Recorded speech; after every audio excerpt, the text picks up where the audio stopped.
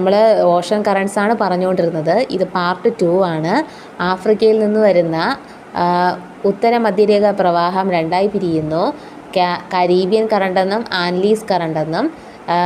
ഇവർ രണ്ടായി പിരിഞ്ഞ സ്ഥലമാണ് ബ്രസീലിലെ സാവോ.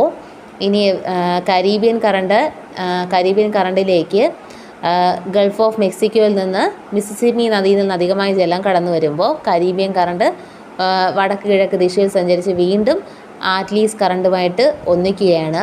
ആറ്റ്ലീസ് കറണ്ടുമായി ഒന്നിച്ച് കഴിയുമ്പോൾ ഇവർ അറിയപ്പെടുന്ന പേര്, കരീബിയൻ കറണ്ടും ആറ്റ്ലീസ് കറണ്ടും ഒന്നിക്കുമ്പോൾ അറിയപ്പെടുന്ന പേരാണ് ഫ്ലോറിഡ പ്രവാഹം. ഇനി ഈ ഫ്ലോറിഡ പ്രവാഹം അതായത് വടക്ക് ദിശയിലേക്ക് സഞ്ചരിക്കുന്നു.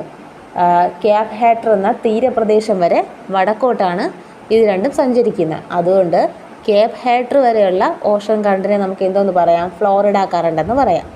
അതിനുശേഷം ക്യാപ് ഹാറ്റർ മുതൽ ഗ്രാറ്റ് ബാങ്ക്സ് എന്ന് പറഞ്ഞ സ്ഥലം വരെ ഇത് ഒഴുകുന്നത് അറിയപ്പെടുന്ന പേരാണ് ഗൾഫ് സ്ട്രീം. ക്യാപ് ഹാറ്റർ മുതൽ ഗ്രാറ്റ് ബാങ്ക്സ് വരെ ഇത് ഒന്നിച്ചൊഴുകുന്നതിന് അറിയപ്പെടുന്ന പേരാണ് ഗൾഫ് സ്ട്രീം.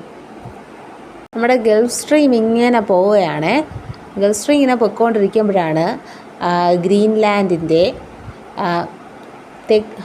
ഗൾഫ് സ്ട്രീം അങ്ങനെ പോകുമ്പോഴാണ് ഗ്രീൻലാൻഡിൻ്റെ തെക്ക് പടിഞ്ഞാറ് വഴി ഒഴുകുന്ന ലാബ്രഡോർ കറണ്ടും, ശീതല പ്രവാഹമാണ് ലാബ്രഡോർ കറണ്ടും, അതും ഗ്രീൻലാൻഡിൻ്റെ കിഴക്ക് നിന്ന് തെക്കോട്ടേക്ക് സഞ്ചരിക്കുന്ന ഇറിംഗർ കറണ്ടും കൂടെ ഗൾഫ് സ്ട്രീമുമായിട്ട് കമ്പൈൻ ചെയ്യുന്നത്. ഇവർ സംയോജിക്കുന്ന സ്ഥലമാണ് ഗ്രാറ്റ് ബാങ്ക്സ് എന്ന് പറയുന്ന സ്ഥലം, അമേരിക്കയിലെ ഗ്രാറ്റ് ബാങ്ക്സ്. അങ്ങനെ ഇവർ കമ്പൈൻ ചെയ്യുന്ന സ്ഥലം എന്ന് പറഞ്ഞാൽ വളരെ സ്പെഷ്യലായിട്ടുള്ള സ്ഥലമാണ്. കാര്യം ഒരു ഉഷ്ണജല പ്രവാഹവും ശീതല പ്രവാഹവും കമ്പൈൻ ചെയ്യുന്ന സ്ഥലമാണ്. ഇവിടെ മത്സ്യബന്ധത്തിന് വളരെയധികം പേരിട്ട സ്ഥലമാണ് അമേരിക്കയിലെ ഗ്രാറ്റ് ബാങ്ക്സ് എന്ന് പറഞ്ഞാൽ.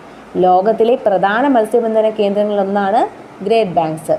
വടക്കേ അമേരിക്കയുടെ കിഴക്ക് ന്യൂയോർക്കിൻ്റെയും തീരത്താണ് ഗ്രാറ്റ് ബാങ്ക് സ്ഥിതി ചെയ്യുന്നത്.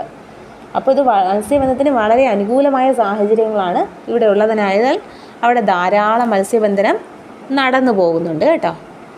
അപ്പോൾ എന്തായാലും ഓർക്കുമല്ലോ.